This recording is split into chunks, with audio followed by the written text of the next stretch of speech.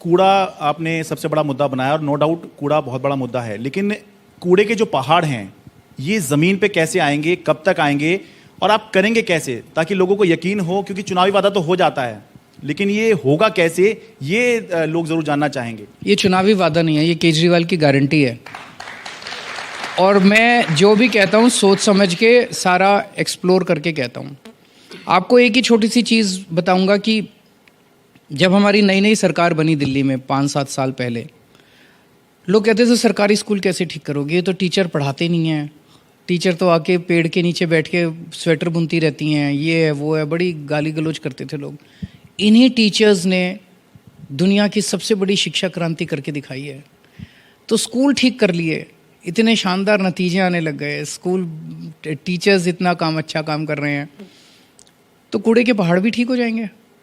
और जब इंसान चांद पे पहुंच गया तो ये तो कूड़े के पहाड़ हैं यार, ये तो कोई ऐसी बड़ी नीयत चाहिए होती है, शरद। अगर आपकी नीयत साफ है तो पूरी दुनिया के अंदर इसकी टेक्नोलॉजी मिल जाएगी। तो दो काम करेंगे, पहली चीज़ तो नया कूड़ा उधर नहीं जाना चाहिए, नया कूड़ा उधर ना जाए, इसके लिए जो भी latest waste, solid waste management के कई तरीके हैं उनको लेके आया जाएगा। और जो एग्जिस्टिंग वहाँ पे लीगेसी वेस्ट है उसको जल्दी से जल्दी निपटाने के लिए इसके तरीके कब तक हो जाएगा ये? 5 साल के लिए मांग रहे हैं तो 5 साल के अंदर सारा काम करके दिखाएंगे। क्योंकि जब भी आप ये बात करते हैं, आप एक बार कूड़े के पहाड़ देखने भी गए थे, जैसे ही आप वहां पहुंचते हैं, आप वहां पहुंचे और आपने कहा देखिए कूड़े के पहाड़ है, मनोज तिवारी, बीजेपी के सारे नेता पहुंच गए यमुना के पास कि अरविंद केजरीवाल की ये भी गारंटी थी, इसकी डेडलाइन बढ़ाते जा रहे हैं। तो वो कहते हैं कि आपकी ये नाकामी है, एक वादा आपने जो किया था वो तो पूरा कर नहीं पाए, नया वादा आप कर रहे हैं। देखिए, तर्क कुतर्क करने से तो समाधान नहीं निकलेंगे। ये वाला चुनाव नगर निगम का चुनाव है। यमुना दिल्ली सरकार का जो 2020 का चुनाव हुआ था उसमें यमुना मुद्दा था। 2020 के चुनाव में मैंने दिल्ली की जनता को कहा था कि 5 साल दे दो, 5 साल में मैं यमुना साफ कर दूंगा। 2025 के चुनाव में मैं उसमें डुबकी लगा के दिखाऊंगा, और अगर 2025 तक मैं यमुना साफ ना करूं मेरे को वोट मत देना। तो 2020 में मैंने दिल्ली की जनता से 5 साल मांगे हैं, तो 5 साल दे दो।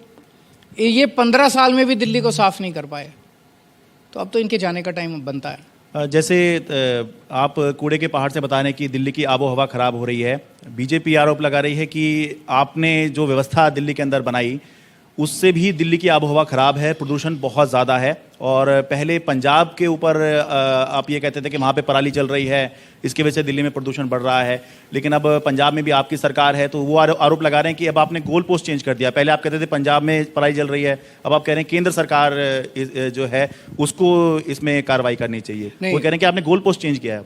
2 चीज़ें हैं, अलग अलग है। दिल्ली के अंदर पोल्यूशन को लेके हम सेंसिटिव हैं।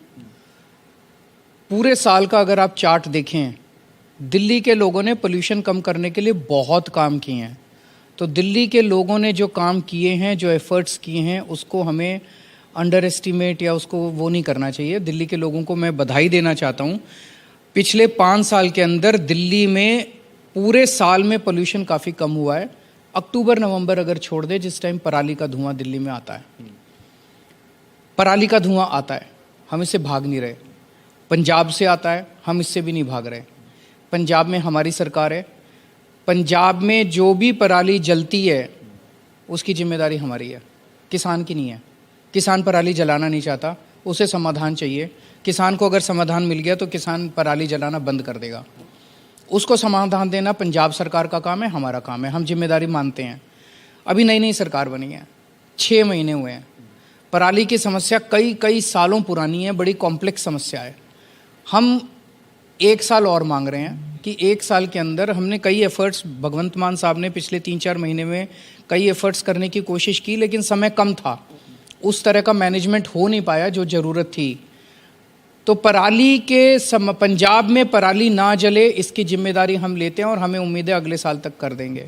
लेकिन मैं एक चीज़ और कहना चाहता हूँ, पोल्यूशन केवल दिल्ली की समस्या नहीं है और पोल्यूशन केवल पंजाब की समस्या नहीं है। मैं अभी वो लेके नहीं आया चार्ट, मुझे अगर पता होता आप ये प्रश्न पूछने वाले हैं तो मैं बताता आपको। बिहार के कई शहरों के अंदर आज भी सीवियर और वेरी पुअर कैटेगरी में पोल्यूशन है। उत्तर प्रदेश के कई शहरों के अंदर आज भी सीवियर और वेरी पुअर कैटेगरी में पोल्यूशन है। मध्य प्रदेश के कई शहरों के अंदर, उस दिन मैं अहमदाबाद में था, अहमदाबाद के अंदर भी वेरी पुअर कैटेगरी में ये पोल्यूशन आम आदमी पार्टी ने नहीं किया, ये पोल्यूशन केजरीवाल ने नहीं किया।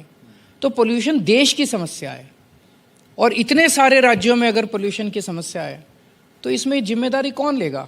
केंद्र सरकार लेगी। केंद्र सरकार क्या करती है?